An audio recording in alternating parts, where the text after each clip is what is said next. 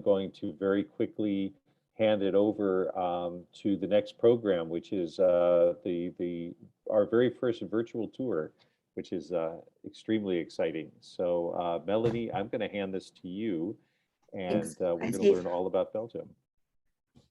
Okay, so good morning, good afternoon, good evening, wherever you are. Welcome to our session on potato production in Belgium. My name is Melanie Epp. I am the Secretary of the Belgian Guild and your moderator for today. While we initially hoped to actually bring you to a farm and give you a live virtual tour of a Belgian potato farm, logistically, this was impossible. So instead, we commissioned Plattelands TV. It's a Belgian television station that specializes in agriculture and country living to create a brief overview. So what we have following this is a 12-minute video, so just hang in there. It's a bit longer than you probably want, but it's full of interesting information. We have an overview of the potato production and processing in Belgium provided by Christophe Vermeulen. He's the CEO of Bellepom. Bellepom is the Belgian Potato Trade and Processing Industry Association. And then that's followed by a brief description of Watch It Grow by Jurgen de Kloot. He's the Business and Relationship Development Manager at Vito. And then we visit with Jean-Pierre van Pombroek, please excuse my pronunciation, a potato farmer based in Walloon, Brabant. Following that, we will have a panel discussion on the challenges, opportunities, strengths, and weaknesses of the potato sector in Belgium. We have a diverse panel of 4 industry experts, all of whom are here right now, but they will introduce themselves following the video. And finally, we've put together a press kit. So for those of you who want to write articles, the press kit contains supplemental information to help you with your writing.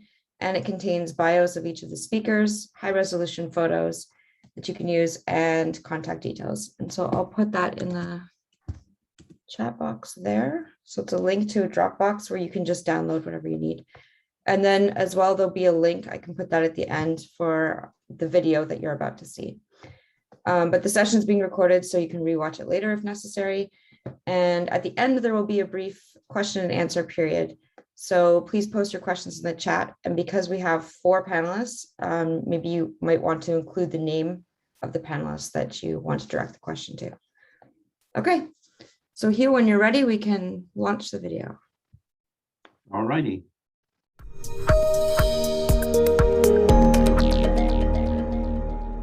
Hello, I'm Christophe Vermeulen, CEO of Belgapom, the Federation of Belgian Potato Processing Industry and Trade. The Belgian potato industry has really boomed the last 2 or 3 decades. In 1995, a mere 500,000 tons of potatoes were processed in our factories. Last year, that figure amounted to more than 5.08 million tons, which is about the maximum possible. We export every year 2.6 million tons of rice, mashed potatoes, croquettes and so on to more than 160 countries, and counting.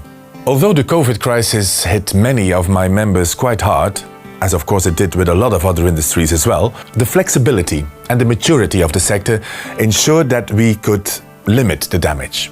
Unfortunately, some people lost their jobs, albeit in most cases temporarily. But I am very proud to say that each contract between farmer and processor was fulfilled. In the end, we all hope for more prosperous times to come, and they surely will. Because this is Belgium.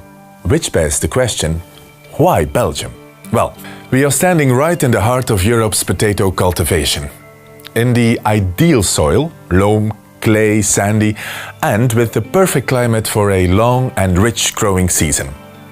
The real key to our success, though, are the people behind the potato, because they are the true craftsmen with profound know-how and expertise in product and production. They know how to grow a rich diversity of potato varieties with the world's highest average yields. It all starts with high-quality potato seed, which makes our potatoes very fleshy and tasty, with a natural yellowish color.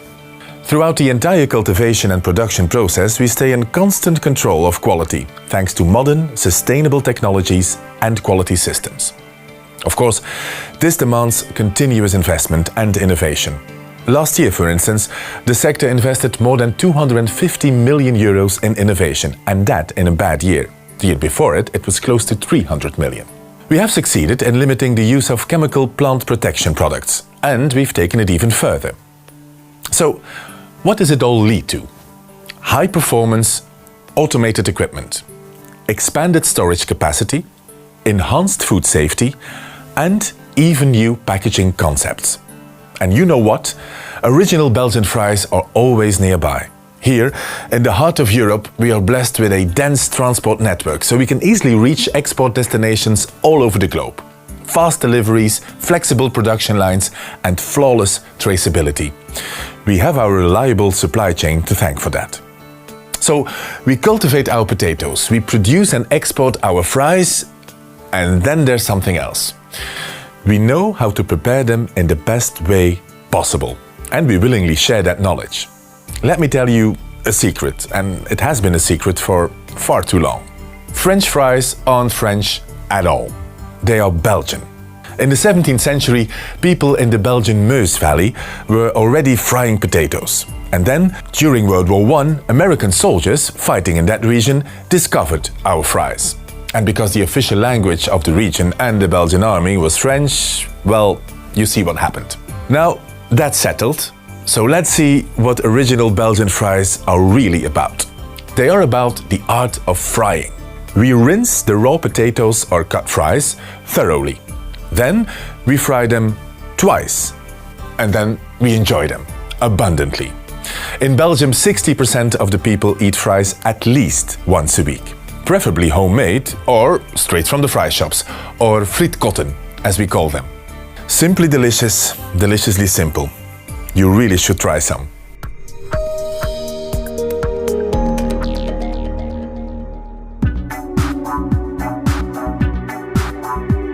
Let's move from the studio to the field, where farmer Jean-Pierre van Peyenbroek will tell us how he grows these delicious potatoes. In Belgium, as in other parts of the world, much emphasis has been put on improving production efficiency. Technology can help with that. Jurgen de Klutz of Vito explains. My name is Jurgen de Klutz from Vito, and I would like to tell you something about What You Grow. What You Grow is a remote sensing driven data platform that we developed for arable farmers, for the potato farmers at start, and that should help farmers increase their yields in a sustainable way. So remote sensing data means data coming from satellites or drones, where we use this data to assess the performance of crops on any field every day for every field. We complement this remote sensing data with various other types of data like meteo data, soil scan data, user data, and data coming from machines, IoT data. The application, the platform was developed by Vito in 2016, and the platform also really aligns with the vision of the European Commission that has been put forward in the Green Deal. The application has three main lines, storylines that are being followed, and one is we aim to deliver precision farming solutions. We support ecological farming and climate neutral farming. So precision farming, obviously we provide lots of data on the actual situation of a field to farmers, but also variable rate application maps, where we provide maps where we indicate for every location in the field which quantities to apply of crop protection or fertilizers or irrigation on the right time and in the right quantities. Since we started in 2016, we collected quite a bit of data. As it is a data-driven platform, we mine that data, and we start to deliver now the first data-driven advice to farmers. So we know the performance of any field in the region that we monitor, and we know the climate conditions, the meteo conditions, the soil conditions. Based upon all this data, we start to give advice on the most optimal crop rotation sequence, for example. In ecological farming, we provide or we developed the water radar. We started with that, where we link the supply of treated wastewater with the demand of farmers that want to irrigate. Especially in dry years, this is very, very relevant in the region that we live. And last but not least, we also are developing solutions to support climate neutral farming, where we are developing a solution to objectively monitor in a scientific sound manner the carbon capture in the soil by farmers in the light of the carbon credits, obviously. So we believe that data platforms like What You Grow will become more and more important for farmers, and we are dedicated to support them in the sustainability journey, and we'll keep on trying to help them and support them as much as we can.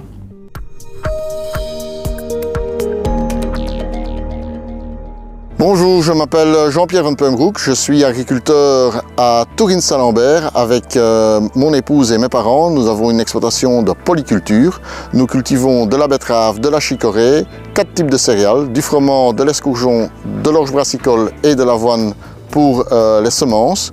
Et nous avons une activité pommes de terre sur plus de 300 hectares. Pour les pommes de terre, nous travaillons depuis plus de 20 ans avec la même usine.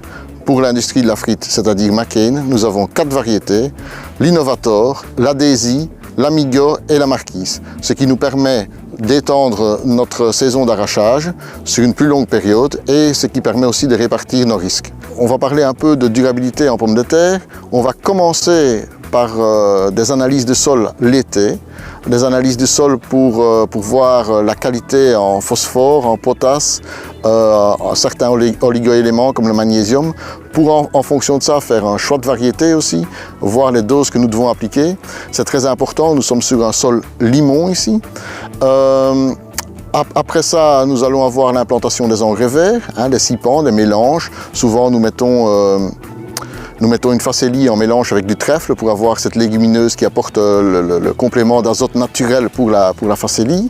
Et nous effectuerons un labour durant le courant du mois de l'hiver pour avoir un sol propre au printemps et ne pas devoir utiliser d'herbicides totaux. Et puis nous allons aller sur une analyse aussi du profil azoté, pour essayer d'appliquer la quantité d'azote la plus juste en fonction des résidus dans le sol, pour vraiment éviter tout lessivage vers les nappes phréatiques. Puis quand on vient sur un travail du sol, nous avons la plantation et à la plantation nous ferons d'office des interbuts. Ces interbuts permettront d'éviter les ruissellements des eaux et garder l'eau partout dans le champ, complétés par des rigoles qui se font dans les creux pour évacuer plutôt l'eau que de la boue. C'est vraiment intéressant aussi au niveau communal, au niveau social, au niveau relation avec nos voisins. C'est super intéressant. Il y a toute la technique culturelle, mais les traitements fongicides ont dû être répétés à multiples reprises. Tout cela avec du matériel, avec des jets anti-dérive à 90% pour vraiment éviter toute dérive sur le voisinage, avec des coupures de section. L'agriculture de précision a fait son entrée il y a déjà plus de 15 ans dans l'exploitation. Via la récolte qui doit s'effectuer dans les meilleures conditions possibles. On doit essayer de stocker uniquement des pommes de terre vendables. Ça ne sert à rien de remplir le bâtiment avec 5% de tare. Nous avons 15 000 tonnes de stockage à long terme, donc pour des livraisons mai, juin, juillet. Ces 15 000 tonnes sont équipées tous de ventilateurs EC. Ça nous permet de faire varier la vitesse de ventilation des ventilateurs en fonction de la nécessité pour le produit, donc pour la pomme de terre. Cette diminution permet aussi de réduire jusqu'à plus de 50% la consommation en énergie, ce qui est très important aujourd'hui aussi et dans le futur pour l'impact carbone. Voilà, nous sommes ici dans un des bâtiments de stockage. Elle est vide depuis mi-juillet. Elle va être nettoyée dans les prochains jours et on y restockera donc 5000 tonnes de pommes de terre au mois d'octobre, début novembre au plus tard. Ce sera pour conserver des daisies jusqu'au mois de juin de l'année prochaine. Ce bâtiment-ci, dans la récolte passée, nous y avons stocké des royales et sur lesquelles on a utilisé l'antigerminatif, le One Foresight. C'était une nouveauté pour nous puisque l'année avant, nous travaillions encore avec le CIPC qui a été interdit, qui a été retiré du marché. Le One Foresight nous a satisfait sur son utilisation, mais nous avons un coût supplémentaire rien qu'en produit de 8 fois par rapport à l'ancien CIPC. Donc le coût de la pomme de terre devient de plus en plus cher aujourd'hui.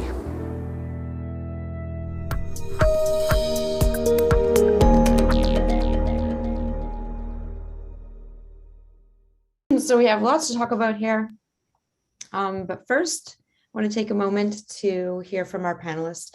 So if you guys could take just a quick moment to introduce yourselves and tell us who you are and what you do. We'll start with Roman Coles. You're muted. One sec. Can we do that? I have found it. Now you can hear me. Hello. Hi. Hi, Melanie. Hi, everybody. Nice to meet you. My name is Roman Koels. I am currently President CEO of World Potato Congress, which is a PEI Canada-based NGO trying to set up a global network for the potato sector to promote potatoes all over the world. But my career has been for 30 years in the Belgian and European potato industry. I've been for 30 years Secretary General of Belgian Potatoes. So you've met my successor, Christophe, in the video. And I left that position to him on the 1st of January of this year.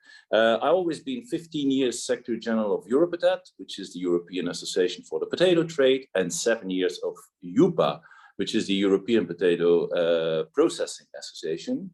And at this moment, I'm connecting from Ireland, where I'm currently preparing the next World Potato Congress, which will be in Dublin, Ireland, and start on the 30th of May next year, 22. So you see, connecting from all over the world is not that difficult. And that would be why I call you the potato guru. Could be. Okay, and Amandine, can you take a moment to introduce yourself? Okay, hello everybody. I'm not such a good speaker as Romain. My English is not that well, so I'll try my best. I'm Amandine Eekhout. I'm here as one of the vice presidents of Bel Potato. I'm in Bel Potato as a Flemish farmer. I represent the Farmers Union Boerenbond at Bel Potato, and in the Farmers Union, I represent the Flemish woman in the arable farming group. I am a farmer. I have a farm together with my husband. It's a mixed farm.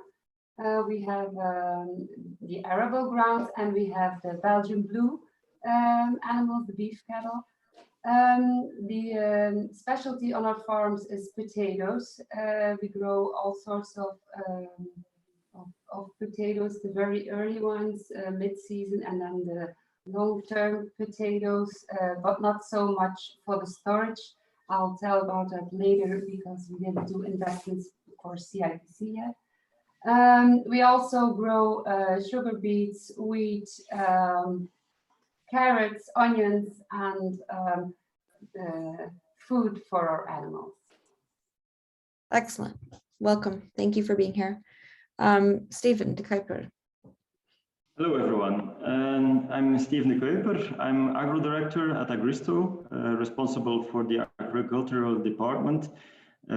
This department is responsible for the supply of 1.5 million tons of raw potatoes to our 4 production facilities on a yearly basis. I started as a bioengineer and gained in the meantime roughly 20 years of experience in the agro-food industry and more specific in the potato industry. So Agristo is since 1986 developed in a world player for development and production of frozen potato products. And as a Belgian company, we have our headquarters in Harelbeke and 3 other production sites, which one of them is in the Netherlands, in Tilburg.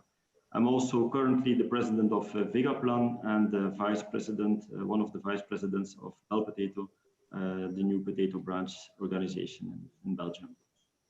Okay, welcome. Thanks for being here. And Kurt. Hello everybody, I'm Kurt de Mullemeester. I'm working at Inagro, a research station in the province of West Flanders for agri and horticulture.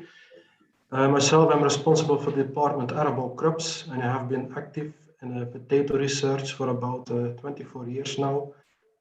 I'm also vice president of EAPR, European Association for Potato Research, who is trying to promote research in potatoes within Europe and also outside Europe. And that's very brief what I'm doing. Okay, welcome and thanks for being here. Okay, so as you can see, we have a lot of expertise here between the four of you. Okay, so let's begin by talking about some of the challenges the potato sector faces. So the most obvious challenge in the last 18 months has been the COVID crisis. And while we don't want to dwell on it too much, I'm hoping that we can just unpackage it a little bit. So Romain, I think that you're the best person to do that. So maybe you can start by giving us a quick overview of what happened and how the potato sector responded. I think we don't have to explain the pandemic. That's No. the advantage of a pandemic and a global journalist organization.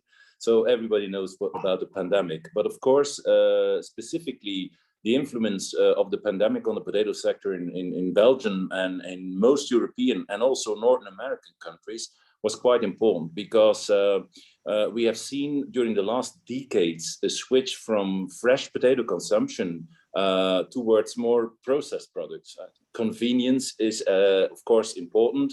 People are eating outside all over the world. You see a growing middle class everywhere in Asia, even Africa, South America.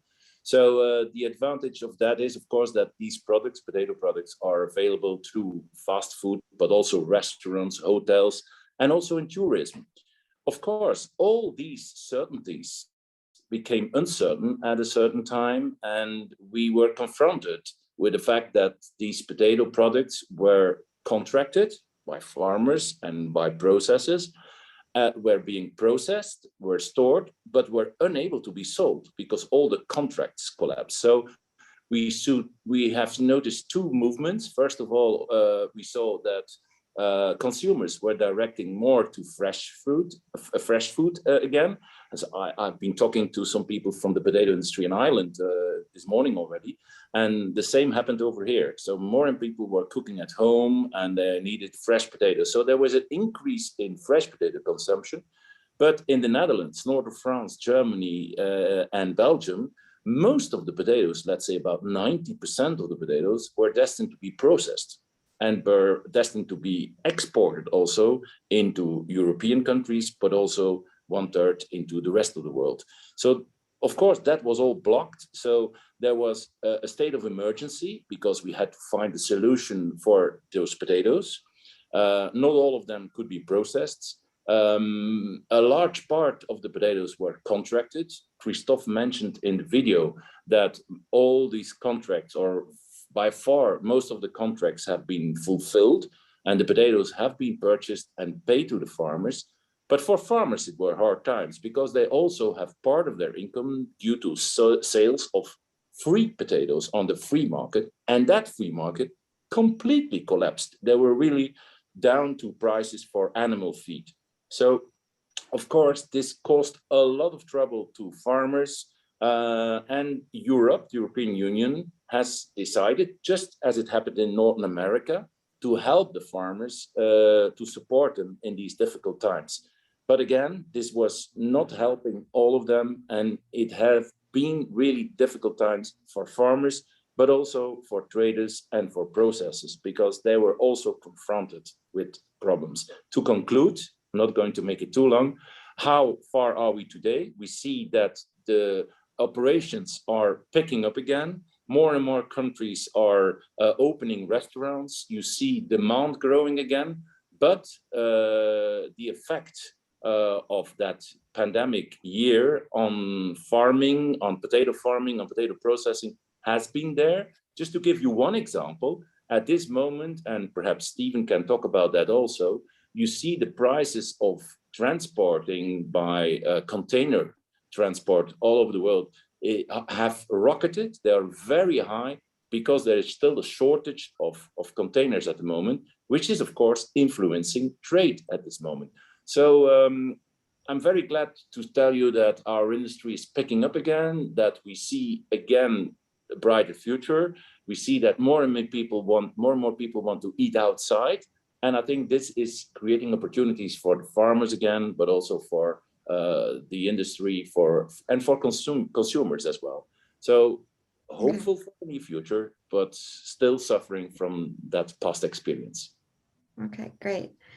In our conversation leading up to this event, Stephen, you mentioned that COVID actually created opportunities in terms of new product development. Could you expand on that for us?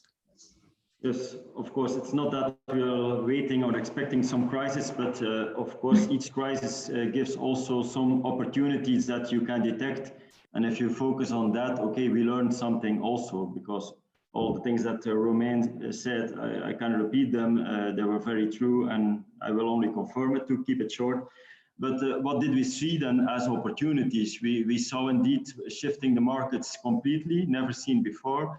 If we look, we have food service and retail. We saw some movements going on there. Of course, food service collapsed completely, and retail took up a little bit of that. But globally, we were still a lot of impact on that, on the volumes. But what did we see of opportunities? There was some specific branch taking up, and that was the takeaway business. That was something. Yeah, all the restaurants were looking for some alternatives, and what did they do? They just prepared the meals, and people could order them, and everyone was starting with home deliveries and etc. And then we were looking, okay, that type of business, what products of us and our frozen potato products could support them and also take that with them and the meals. And of course, French fries is not such an easy product. Nobody is expecting a fry that's already cold or is not firm anymore, not crusty anymore. But you have other products that are supporting that a little bit more, that keep their crustiness, that keeping the heat more, and that's with some better products and etc. I won't go too much into detail, but that type of products need to be developed and during the crisis. And we saw, okay, this is a sort of new market taking up. We believe also that this will stay in a certain amount, maybe not in the same level as we saw during the COVID, but of course we see also the takeaway business evolving during time, and that did we learn also to take an account in our research and development to focus on that type of branch for our products and with those characteristics that they're looking for. So sort of an opportunity we saw. Great, excellent. Another challenge that we've seen in recent years has definitely been changing weather patterns, and no one knows this better than our farmers. In the previous 3 years, we experienced extremely dry weather. Now, I've lived in Belgium for 7 years, so I wouldn't know how abnormal, but I know that those years were extremely hot. And then this year, we've had really heavy rainfall, and some of the potato fields we visited were completely underwater. So Amandine, as a farmer, how have changing weather patterns impacted your farm, and what are you doing to prepare for future weather events? We are very lucky in this region that we didn't have that very extreme rainfall, and we don't have fields who are underwater like a lot of other regions in our country at this time. But we do need to adjust. For several years already, we are planting all of our potatoes with little, how do you call them again? You saw it with Jean-Pierre, also the little butts we make between the regen of the potatoes. I'll talk about that later. But you have to know, in this region, there's a high problem with erosion. So we do that therefore in the first place, but we can see in the drought years also that that's very good to keep the water also. The little bit of water that falls is kept better into the ground. What we also did in our farm, and we did that together with Inagro, is we built erosion dam to keep the water on the hills, and we digged ponds to keep the water when it falls, and that has a double function. When it rains a lot, it stays longer here before it goes on the lower fields, and we can use that water to spray, but also to do irrigation if needed, and to have water for our animals that we don't have to pump out of the ground. So I think those are the biggest adjustments that we made on our farm. Great. And so Kurt, in our conversation earlier, you also mentioned that you are working on projects directly related to these issues. And also what Amandine mentioned, and maybe you couldn't see very clearly in the video because it was a little bit glitchy, were those dams in between the rows. But if you want to look at it later, you can watch the video and see it more clearly. But Kurt, maybe you could expand a little bit on some of the projects you're doing related to climate change mitigation, and maybe mention a little bit about working with the machinery experts. Yes, maybe to continue on the erosion problems and the creating of micro dams between the ridges at planting. In the video, you can see some machinery is making the little dams after planting. That was the first stage in the evolution of that technique. But since then, construction companies who make the planting machines like AVR and the Wolf we have in our region, they adapted their planting machines with little plates who are attached to the machine, and we're creating the micro dams while they are planting at the same moment. So that make that the farmer only has to do one passage when he's planting, and when he finished planting, also the micro dams are present and are ready to accept the water that is falling on the field. So that is one topic we are working at, rating climate change or impact of the climate. Amandine also mentioned irrigation. So in Flanders, potatoes are not irrigated that much. We aim about 3 to 5%, depending on the region. Water is quite scarce in our region, so we are looking more and more to the possibilities of drip irrigations to be useful maybe for potatoes, to be implemented and to be more efficient with the water than the sprinkling irrigation. It's a technique that's now starting a little bit for potatoes. It used to be, it's used more in vegetables, but now it's coming to potatoes, for example, also. Another impact of the climate is on diseases. For example, on the fungal diseases like late blight and early blight. And the previous 3 seasons were quite easy on that because of the dry and the hot weather. But for this season, with the moderate temperatures and a lot of rain, we see that late blight has attacked really bad our crops, and farmers had to come back to treat the crops very often. Together with the colleagues of PCA, the research station, disease models are developed since about 25 years already for the late blight. And these disease models can predict how the fungus will develop during the growing season, and depending on weather, like temperature or rainfall and things like that. And then we can advise farmers when they should apply fungicide at the best moment to protect their crops as good as possible. That's one thing we are looking at also for early blight. It's a disease we developed a model in more recent years. It's another disease.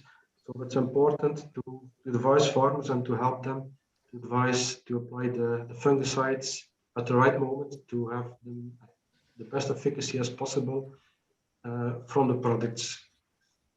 And that's some of the topics we work on regarding climate change.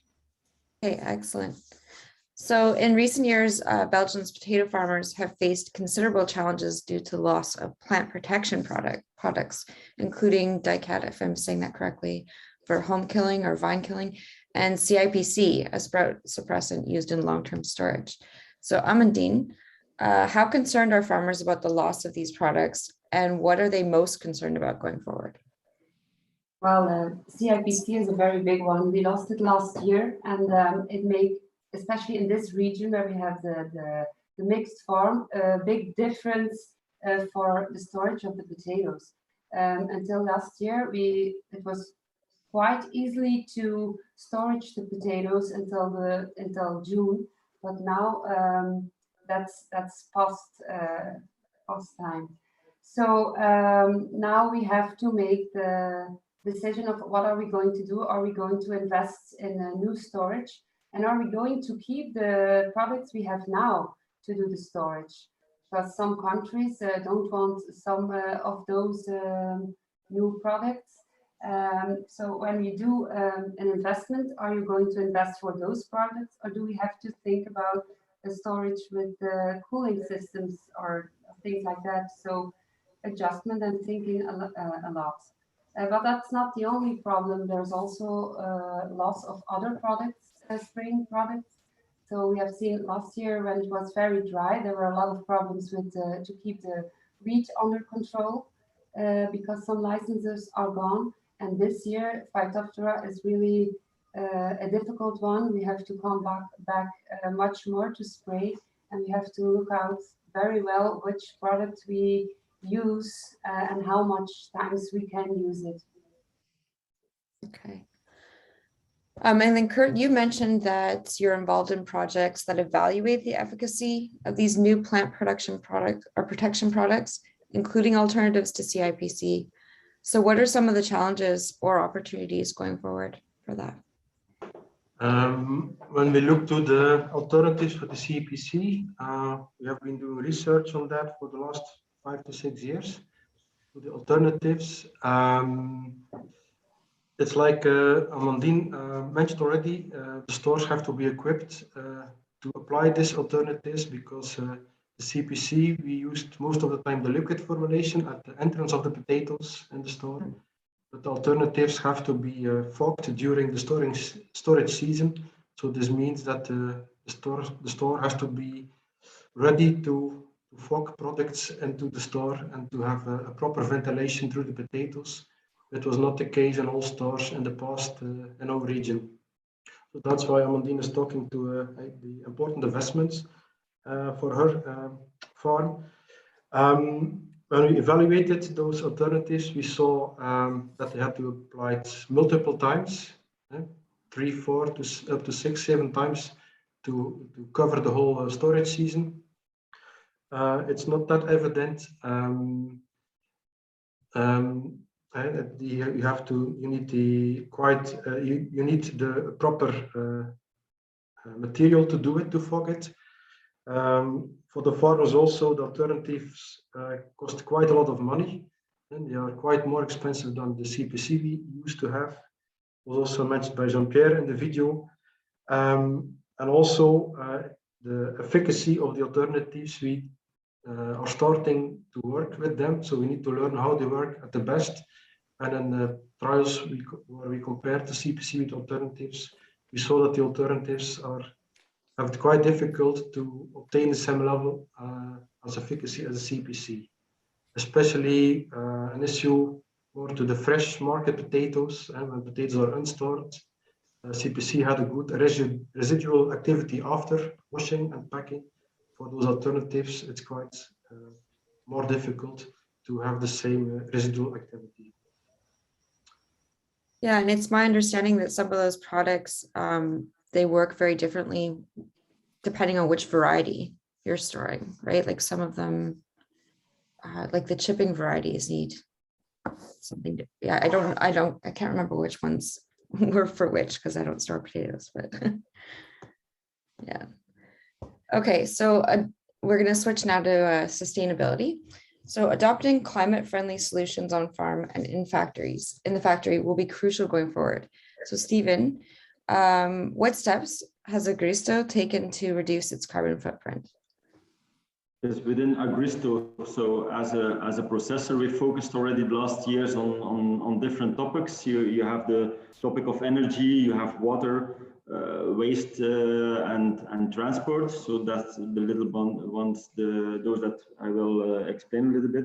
As of energy, of course, we use a lot of energy, not only the electricity, but also a lot of gas. We need a lot of warm water, heating, steam, the oil heating. So a lot of energy is used. So as of the different topics, where could we look for sustainable goals? One big example is the cooperation with the nearby factory. We're lucky to have a neighbor that's focused on green energy and it's burning wood waste into electricity. In that process, they have a lot of steam coming out, and they cannot do anything with that. For them, it's labor to cool that down, to have the cold water again, so heat them up again to that steam. So we have a pipeline now of a few kilometers running till our production facility, where we can, by means of heat exchange and etc., we can use a lot of heat that in our process again, and so not using fossil energies or other things. So that's already a point, and we have a lot of points. Yeah, solar energy is of course also one that's implemented in our facilities. So we have to think about also the future and the circular means of energy. Out of water also, as a processor in a production line, we use a lot of water, or more specific, we need a lot of water for cleaning the potatoes, peeling them, transport them, and pipelines throughout the factory. So from where comes that water? So we had a project also in our facility, the newest production line. We are close by the river Leie. We take water out of that river, we purify it till production standards. There we can use it in different departments where we need it. And after the process, so we also use it some circular times, several times.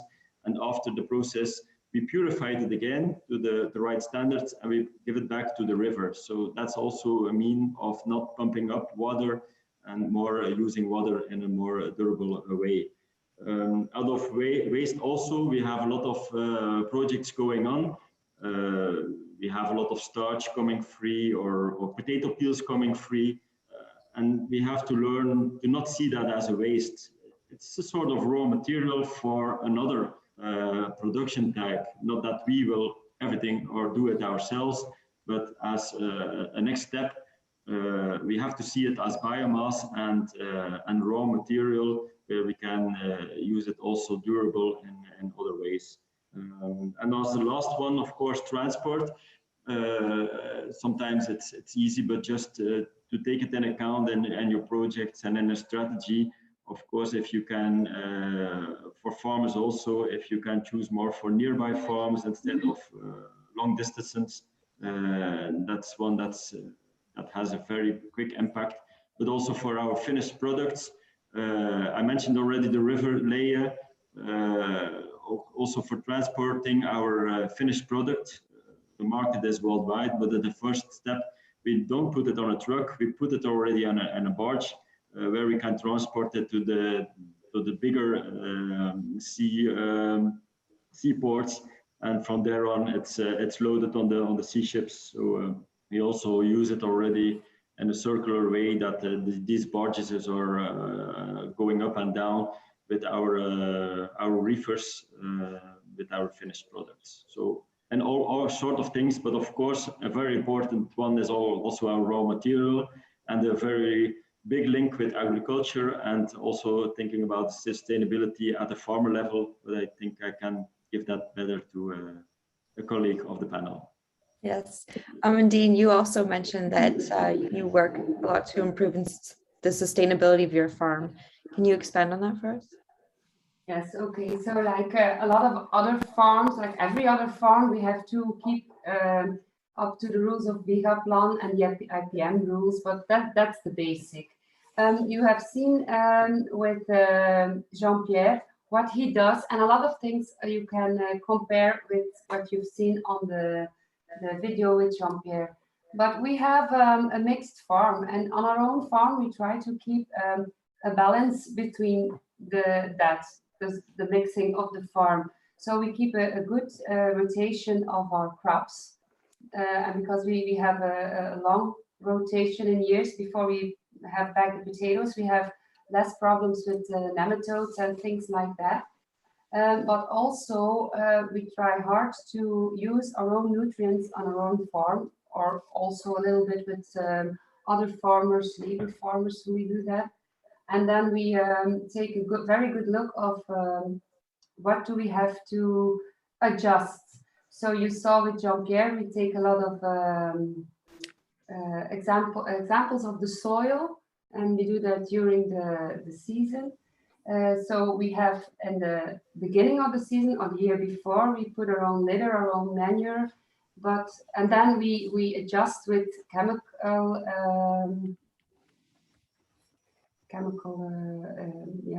manure, stickstoff, nutrients, and we do that with precision techniques. So when we plant, we do that already in the row, but it's a system that costs a lot, and we have to do a lot of investment to make that even better in the future. We tried that the first time this year on our farm, and during the season we do in little frequencies the rest of the nutrients. So that's a very important one. And for me, the most important one is that we can keep balance between our animals, and all sorts of crops. So we don't have to grow potatoes every 2 years. We try to keep it on 4 years. And that's also something that's important for the sustainability. Okay, excellent. Kurt, you also mentioned that you're doing work on improving fertilizer management, and specifically you mentioned focus on nitrogen. Can you tell us more about the problem with nitrogen and what you're doing to address it? Yes, nitrogen is one of the main nutrients for potatoes and for other crops also. But in Belgium, we have quite a strict legislation on nitrogen. It's part of the European directive on nitrogen present in surface water. So you cannot have too much nitrate in the surface water. Because the intensive region we have in agriculture and cattle, pig breeding and things like that, we have quite a lot of nitrogen, so it's difficult. So we have to do an effort to respect the nitrate content in the surface water. Therefore, legislation implies that we cannot use as much nitrogen as we would. Agriculture is seen to have the good yield of potatoes. The dose we can apply is reduced year after year, let's say. And in that way, like Amandine explained, you are looking to apply nitrogen in less big doses, or to let it use is more efficient. So taking soil samples is the basic tool to work on that, to see what's present in the soil already and what will be needed to grow potatoes. That's the basic rule, let's say. We are looking to that already for a long time. Another technique is when you have an advised dose of nitrogen, not to give all the nitrogen at planting, all at one time, but to split the applications and to give, let's say, 70% of the advised dose at planting, then follow up the soil or the crop to see if more nitrogen is needed later in the season, so to avoid the surplus of nitrogen that won't be taken up by the potatoes. And a technique now that's getting more in the picture, also Amandine mentioned, is to apply the nitrogen at planting in the row. So the idea is by putting the nitrogen close to the seed potatoes and where potatoes are growing, that we will need a lower dose of nitrogen to grow the same yields and quality, and to have less residue of nitrogen at the end of the season, and that can lead to the surface water. That are some of the techniques we are working on at this moment. Okay, great. So one of the factors that contributes to sustainability is diversity in the field, so diversity of varieties. Yet more than 50% of hectares in Belgium are devoted to a single variety. So this is also a little bit of a problem going forward. Amandine, what makes adopting new varieties challenging at the producer level? Well, when you have a new variety, it's always an adjustment to try to do the storage. So we used to have the bencher who wasn't that difficult, but that's past time. We don't have much benches anymore. I think most of it are Fontaine and Challengers now. When we have a new sort, we have to adjust how to do it, and we have to learn from experts how to try that, but we still have to do it once to know what or why. At our farm, we try to breed some early potatoes, half season, so we don't have to do that storage so much. Okay. And Stephen, what makes adopting new varieties at the processing level challenging? For us, of course, you have some mainstream varieties that are working, what are working for a client, what he's looking for. If you come with a new variety, it has to fit up with some standards. And there we see some big movements or criteria. One standard can be, okay, a client needs a long fry, a very long one, and a very dry, crusty fry. Another one is maybe more looking mainstream with a creamy color and such certain texture and moisture. Each variety that you come up, it's difficult because you cannot link that directly with one client. It has to fit within a spec that the client comes up. So for me, it would be easier if you see, okay, for one spec that client needs, I can work with these 5 varieties, for instance. And those 5 varieties can be a mixture of, okay, what soil type, what region is suited, what weather type is suited, so you can spread up the risks, not only for us, but also for a farmer. But of course, coming up with new varieties, it's not that easy as it looks. That sometimes we fail at farmer level already, and that can be yield, that can be storage, as Amandine says. It's so much things that have to come up also as of diseases.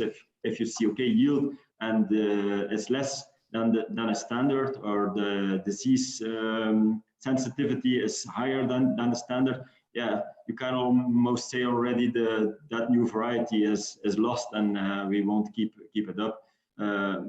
But I believe we have to focus more in future on the new varieties. Climate is changing. If you look at level of fertilizers, if you look at level of disease level, yeah, we have to come up with better varieties to cope with this challenging future. And of course, we know there are some scientific means that are available already for doing this research. Unfortunately, it's not that easy to defend it also at the European level. But yeah, it remains a focus. For me, it's a little bit the same. How we come up with those new varieties, it's only something as today. We need them, and we have to look for them and try and do our utmost best to come with those. Yeah, and as I said before, the success won't be only at the processor level, but also at the farming level. And for me, that comes both as a main priority. Both has to be good to have a good new variety in that level. And for me, as much as possible. It's a challenge for you going forward. Yeah, indeed. So switching gears a bit, and Romain, I feel like we haven't heard from you, so it's your turn now. We've got a guru here. So in the beginning of the video, Christophe Vermeulen mentioned that Belgium is at its capacity in terms of potato production and processing. So I'm hoping you can expand on that. What did he mean when he said that? And what threats do you face going forward? And then maybe how do you plan to maintain the current position that you're in? Well, I mean, Belgium, People who know me know that I have always looked at the whole thing in a bigger picture. I believe that historically, if you look at the potato industry in Belgium, I think the Netherlands have played a very important role in the past. They developed the industry. They are also well known for their new varieties, for seed potatoes, but also they were ahead of Belgium to install a potato processing industry. And as a matter of fact, the first wave of companies were more or less related to the Netherlands. So we've seen some investments of Dutch companies setting up new factories in Belgium. The reason was very simple: excellent soil, the same language, certainly in the northern part, and also the capacity of farmers to invest more in potatoes and become more professional potato farmers. So that was interesting for them to go south because, of course, potatoes have to be grown, and Amandine mentioned it, in a rotation scheme. You can't grow potatoes on the same field every year. That would destroy your land. And I think large parts of the Netherlands were confronted with certain nematodes, which were resulting from intensive growing of potatoes in the same fields. So we have to avoid that. And that's also the reason why the Dutch came down to Belgium to plant potatoes. But of course, also Belgian potato traders noticed this, and they started their own factories. And that's where the first wave in the 80s, I think Agristo is one example of them, half the 80s, we have a new wave of Belgian processing companies starting up smaller sizes to process potato products. And that evolution went on and went on. And at this time in Belgium, also not only the northern part, Flanders, where Dutch is spoken, just like in the Netherlands, but also the southern part, which is speaking French, is more and more covered with potato fields. And of course, the reason was very simple. Farmers got money. There is some music on the screen now. But anyway, farmers were earning. Hello. I don't know who's responding. Yeah, it's gone. So you have to smile, Melanie, and then it goes away. Anyway, the more and more Walloon farmers were also heading to potatoes because everybody knew that potatoes really was nice for their income as an arable crop farmer. And this is why also the southern part was more and more interested, but it went even more south because at this moment we see that also the northern part of France, which is excellent soil for potato crop for processing, is now also investing more and more in potatoes. So I always say, look, the true potato belt of Western Europe is Belgium in the middle, the Netherlands, Germany, and the north of France. And now we see also in Poland, but that's a different climate. But you see that that is really the true potato belt. And I think that what we see now, that in Belgium, we have about 100,000 hectares of potatoes. So I think we are facing a maximum, because if we want to rotate, if we want to respect nature, if we want to live in a sustainable crop, and we want to assure that also the next generation of young people in the factories can produce potato products, we have to take this into account. So for me, it's very clear that or we develop our crop further south, and that is what's happening in the north of France. We have more and more potatoes being grown there, being processed in Belgium, by the way, or even in the Netherlands, and then go back to the French market because they want local product. So this is happening, but also I believe that more and more our companies in Western Europe will expand towards other parts of the world. You see that also, Stephen did not mention it, but for instance, Agristo is also looking into starting up a potato processing industry in India, for instance. So I think McCain is an example of that. You see also Lamb Weston, Farm Frites, Avico, more and more companies are also expanding towards other parts of the world. And don't forget, we are not alone in Europe. We have also a lot of American companies like Simplot who are expanding their production. And one thing is for sure, they will go for excellent soil, they will go for capacity to grow excellent potatoes, and they will go for capacity of excellent farmers. So that whole story will expand to the rest of the world. And this is also why I believe in an organization like World Potato Congress, because I believe that we can help to develop new projects. Why not even in Ethiopia or in Kenya or in Asia somewhere? China is a big grower in potato production and processing industry. So you see figures of the AMRO Bank in the Netherlands study illustrated that there is an annual capacity growth of demand of frozen potato products, which is really resulting into the need to create more production all over the world. So I'm truly believing that we will keep our capacity, that we will keep our product. Don't forget, bigger picture. We are not only selling fries anymore, we are selling fries. Europe is the only area of the world where CIPC is forbidden for health reasons. So in other parts of the world, they can still use it. So we have to explain why we produce without CIPC, because this is our thing. Europe is investing a lot of money into new schemes like the Farm to Fork strategy in the climate change program of the European Commission. I believe that this is an example of making a difference. I believe that people will not buy potatoes only because of price, only because of quality, but also the climate adaptation and the sustainability of the product will be part of getting access of certain markets. So I believe that this is a story which is creating opportunities for the Belgian and European potato industry, also for other parts of the world. Buying local, it has been mentioned already. So local fries, I think certain parts of the market will go for that. So there is an opportunity for a lot of people, but also for the Belgian industry, if it can cope with the challenges, if it is able to move on to be sustainable, but also competitive, price-wise, quality-wise. And this is the challenge our industry is looking at. But I believe that in the landscape which we have in Belgium, which with a strengthening value chain, and that's really a message I've been supporting all my career, together with people from the Farmers Union, with people from the industry, with suppliers of machines, equipment, technology, but also pesticides and whatever, fertilizers. I think that at the long term, the strength of the value chain, wherever you bring it, is going to be decisive for the future. And I believe that, for instance, with the instruments we have in Belgium, that we are capable to continue to play our role. And don't forget, it's not French fries. I have to learn my people in Belgium much more about that. It's Belgian fries. So we have some advantages. Okay.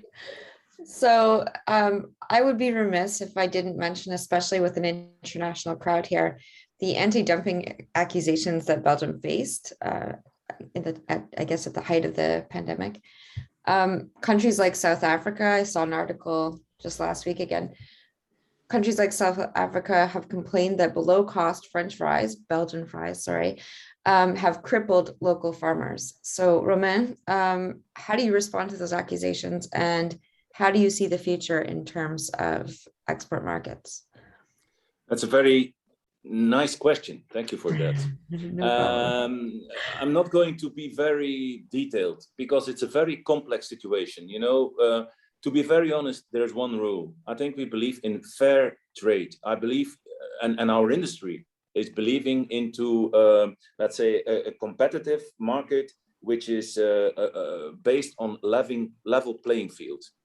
So I think there is no place for dumping. And the framework to cope with that is a global one. It's the WTO, the World Trade Organization, is the platform which is installing rules on fair trade. And also dumping is a legislation which is very strictly described. What is dumping? By definition, dumping is selling products out of the foreign market at a lower profit rate than the one you have on your local market. That's basically dumping. So what did we see is, of course, that it's not against Belgium. It's also sometimes against Belgium, the Netherlands, Germany, and also France sometimes, as depending on who's doing what. So what do we see is, of course, that we see that some people are importing fries from these countries, also from the United States, from Canada, from other parts of the world, and they are selling them on the local markets And of course, they are competing with local produce. Now, if the production of fries in the potato belt, like Northern America or like Western Europe, I mentioned, is more efficient, is creating a better value, a better product, but also at a competitive price, it can compete with local production. If your production is not local and not efficient, if your distribution is not efficient, you will be cost inefficient and you will lose competition. And of course, if you believe that you can stop imports from countries by using certain instruments like anti-dumping measures, some of these countries, and South Africa is an example of that, but also Colombia tried it, also Brazil tried it, and also New Zealand tried it. So there are 4 countries. Well, if you look at all these dossiers, then you see one clear signal. I mean, the Belgium, the Netherlands, and Germany and France always opposed the fact that there was dumping. Apparently, for them, there was no dumping. But the whole system is, and I have to go into detail a little bit, is that a country makes a research on the potato sector of Belgium, for instance. And if the country, like South Africa, decides that for them there is dumping, they can impose measures. And the only reason to fight them is to go to WTO and to bring them to a WTO panel to fight the decision of South Africa. Who can do this? The only constituency that can do this in Europe is the European Commission. So basically, you have to convince the European Commission that there is no dumping. South Africa is for Europe a developing country. That means that if they go and fight South Africa, you're fighting a developing country. So you don't like to do this. Brazil, similar wise.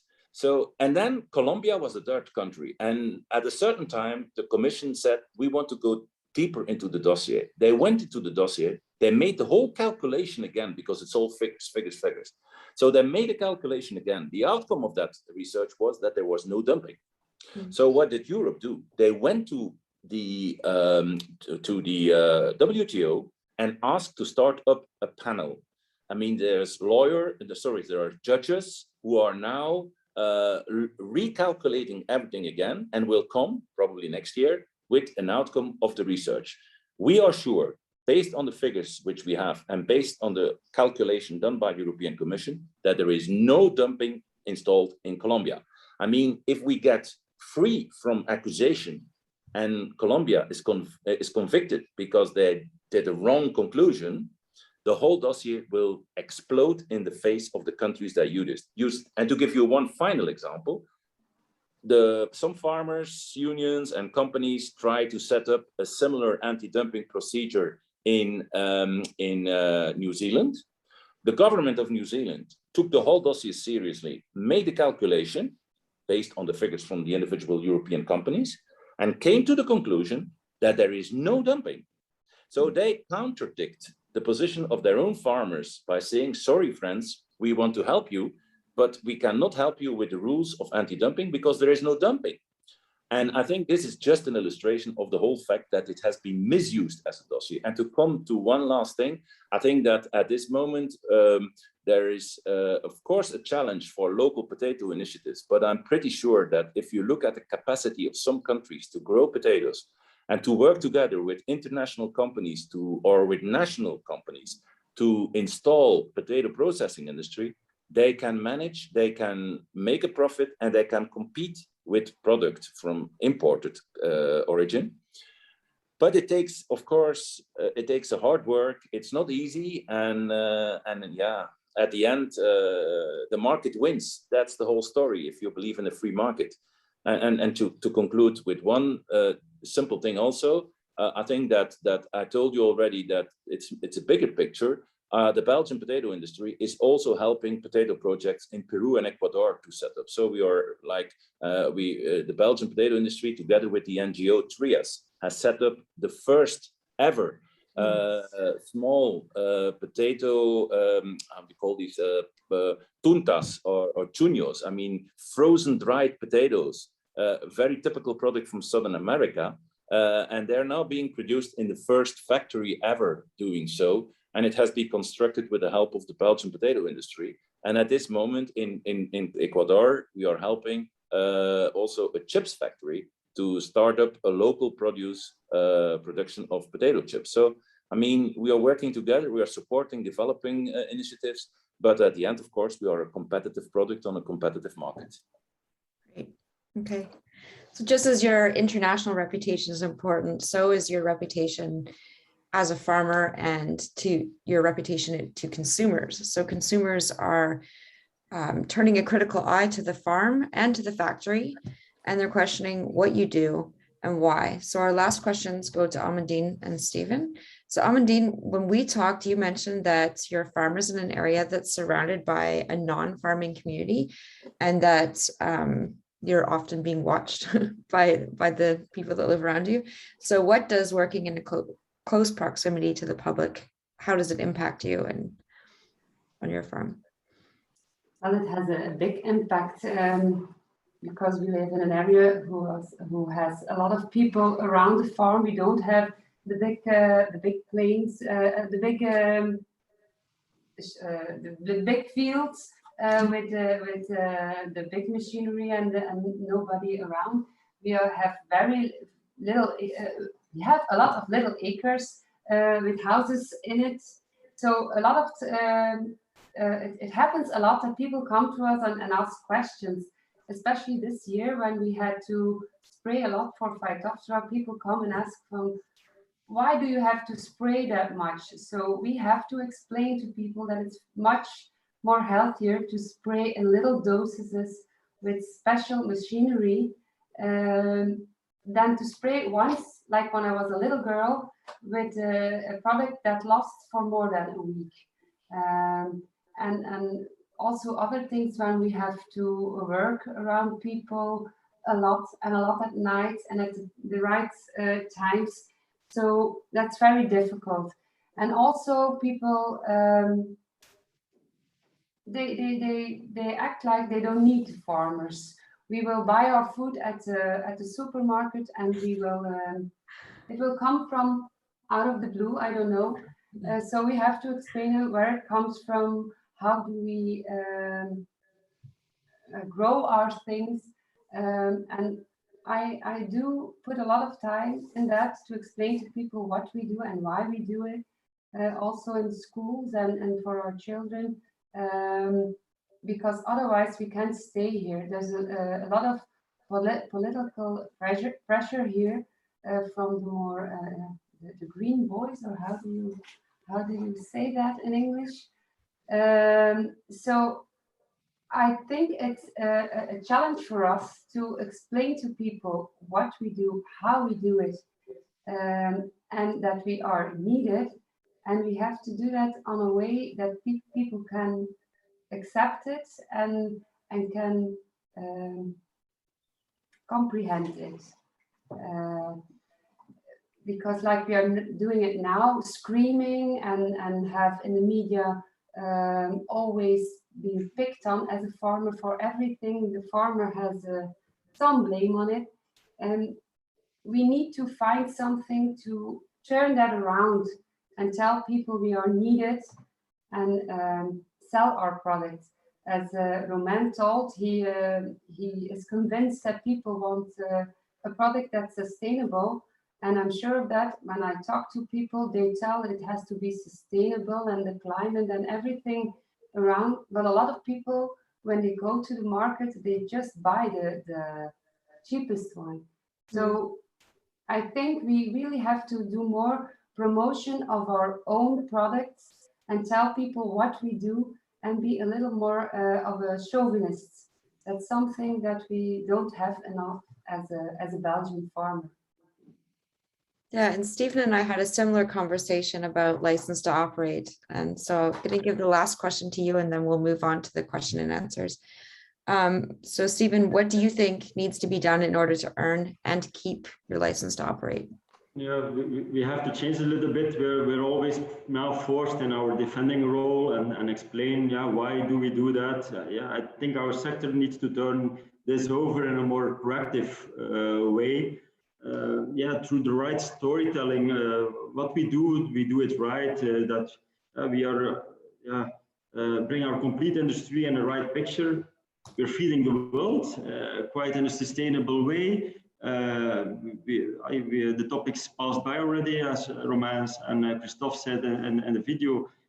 Yeah, we have to bring that as the right story, why the culture is here. I don't think the normal people in the street know this complete story. They only see what's in them for them and what's the impact for them. So if you bring out the bigger picture, maybe we get more understanding also for our sector. So I think that's an important one. Even in the carbon dioxide, we capture a lot of that also with our crops. We can take that into account, a lot of positive effects. And the usage of water also, how much usage of water is there for our crops compared to other crops. So in short, we need people to understand what we do and in what perspective it is. I think that's an important one. In respect of license to operate, license to produce, a lot of questions come up in the public and the politics. So we need to be prepared for that. Okay, so we've reached the last 10 minutes, so we should probably open it up for questions. But first, I really want to thank all four of you for being here. You've offered a lot of perspective and diverse on a very diverse subject. So thank you so much. I have a little gift coming for you in the mail. I was going to show it to you, but then I forgot it to put it in my office. But basically in Ghent, we have, where I live, we have a new distiller that distills vodka from potatoes. So I was there last week and I thought, what a fitting, perfect thank you gift to all of you. So you'll see it when it arrives in the mail, but thank you so much for being here. And we can now open it up to questions if anyone has questions. I think there was one earlier from Brian Donaldson. He's in Ireland, Northern Ireland. He says, has the COVID pandemic or changing weather patterns resulted in any changes in the areas planted with potatoes in Belgium and elsewhere? So who would like to take that? I think if you want, I can try to give an image based on my perception and my information I've got. I think that, of course, the first sign of COVID in Europe was March last year. So that was in the middle of a plant, let's say in the middle of a season. So the crop of 2019, 2020, you couldn't do anything about it except finding solutions to get rid of it. We were lucky that there was a lot of demand from the animal sector to have it as animal feed. So as a matter of fact, the price the farmers got for their free potatoes, I mentioned there are contracted potatoes, there are free potatoes. The contract potatoes were paid, but the free potatoes had to go, most of them, to the animal feed. And they received a certain amount of money, but certainly not enough to cope with the cost price. So they lost money. Of course, that should have had an impact on the following season. The only problem is the whole crisis was really popping up for Europe in March. That's just the start of the planting season. As a matter of fact, most of the farmers had contracts signed for the new season coming up. So they didn't change a lot of their planting plans for the new season. So probably have been planting a little bit too much. Luckily, or bad luck, the weather was not nice. It was a very hot summer last year. So the yields were certainly not high, which has resulted in a certain balance, more or less balance for the crop. Again, for the contracted prices, again, for the free potato prices, they were a bit cheap. Exceptionally, at the end of the season, demand went up because it was then also the first CIPC free season for storage. So, you know, all these elements came to the farmers, and let's say what we saw for, and I think I can say the same for other parts in Europe. But I can see that this year, in most of the countries in Europe, the potato acreage, the area went down. Not with 10% or 5%, but let's say about 2, 3, 4%, depending on the region. But again, in potatoes, reducing planting is one thing, but you also have to look at the yields every year, because you can reduce plantings and have a super yield, which will result in more potatoes than with a higher planting acreage with the lower yield. So the combination of the two is difficult. At this moment, it is still too early to see what's going to happen, but apparently, it has been said, we had a lot of pressure of late blight, of course, due to the weather, very wet weather. So some fields were difficult to be treated against late blight. So there were some losses. But on the other hand, we are now facing, just like in Ireland, you see behind me, the sun is shining here. The same will happen also probably in Netherlands, in Belgium, Germany now next week. So we will have good growing conditions. There's enough humidity in the soil. So normally the month of August and the beginning of September, for some areas, the potato still can gain a lot of weight and size. So for the potato processing industry, it will be decisive weeks now whether the crop will increase. And more or less, we are expecting a normal crop. So, but taking into consideration for this area that demand of processed product is going up, I think there is a certain optimism that we will have a better year than the 2 last years, which we all need. Because to be very honest, if we would have a very dull year again, like the last 2 years for farmers, it could really put too much pressure on some farms. So that is not what we like, because we all need the farmers. The consumers do need the farmers, because without farmers, no potatoes, no fries. But also the whole processing industry, it needs farmers, because when we have no potatoes, we have no raw material. So that balance is really needed. So reduction, yes, not by that much, but all depends on the future 2-3 weeks. And of course, don't forget, when potatoes grow and they're in the soil and they're good and they are a good quality and they are nice sizes, we don't have them harvested yet. So a lot will depend also on the harvesting weather. So I don't know whether there are many journalists, agriculture journalists, which are not working on potatoes, but potatoes is one of the most tricky and difficult crops you can grow, but also one of the best crops you can have for many reasons. So that's the situation, more or less. I don't know whether Amandine or Stephen might add something to that. Well, we've got one last question here and about 3 minutes. So unless there's a burning comment, maybe I'll move to that question. Because it's a good segue to this question. So it's given from Olivia Cooper, I think she's in the UK, given the production and storage challenges with reduced plant protection products, will Belgian potatoes still be competitive on the world market, or will farmers produce less? So who could take that? Keeping in mind, we've got about 2.5 minutes. Stephen can deal with that, I think. Okay. I was waiting a little bit if Amandine should say something, but okay, no problem. Yeah, it's a very important one. We need to be competitive on the world market, and that will rule itself. So it's a quite honest system that we have. We have partly our contracts, and then we have our free market prices. Of course, both come up with some average price, let's say, and then that's compared in our world market. Indeed, most of our clients can choose from where they buy. They can buy out of European processors, but there are others also coming up. So that's a little bit the game of the future, and very challenging for us also. I don't have the right answer, but that's why we have to be very efficient also. It's not only a point of can we use the products or not. I think more or less that's not only on the times itself, but you have the self-leveling system. Products come out, but I'm convinced some years later on that's also the case in other countries. So that's maybe not at the same time you come up with those challenges, but everyone comes up as a matter of time with these challenges.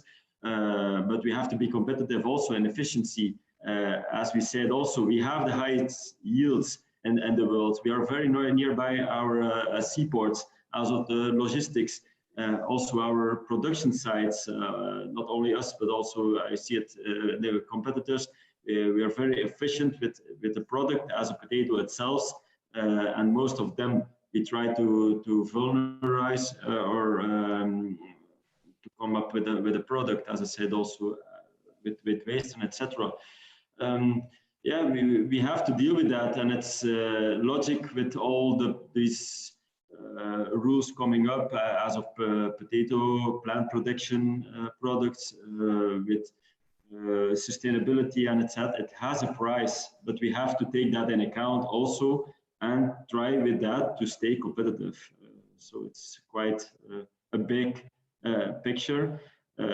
Will that evolve that farmers produce less? Of course, if the culture is not efficient anymore financial for a farmer, of course they will produce less as a matter of time also. So that's also a balance that has to be looked for. But as Romain mentioned, yeah, climate has a big role in that also. And for a potato crop, you cannot really make a clear conclusion out of one season. It's an average that has to be good, because farmers need to be able to invest in the right technologies and the right storage houses with the right technology. So it's self-fulfilling prophecy that we put up. Very short. Yes, go ahead. Okay, very short on this one. I don't think that the average farmer here will plant more potatoes from one year to the other. They have a rotation on their farms. They have their investments they have to pay off. So that can change a little bit from one year to another, and some companies may stop planting potato or just start planting a lot of potatoes. But the average farm, I think, will keep the same amount of acres of planting potatoes. Melanie, if I can add one thing, which I learned already, is the fact that we see that when Europe is changing rules, and they are doing this, you see that also Asia, like Vietnam, Japan, Korea, is following these rules rapidly. And I can tell you, I have a meeting with Potatoes USA coming up in November, also in Belgium at Interpom, our big show there, where we will talk about all that new legislation coming up, because the farmers in the US are aware that also they will be confronted with similar evolutions in the upcoming months or years. Okay. Thank you so much, all of you, for being here. We're a little bit over time, so I'm going to hand it to Hugh.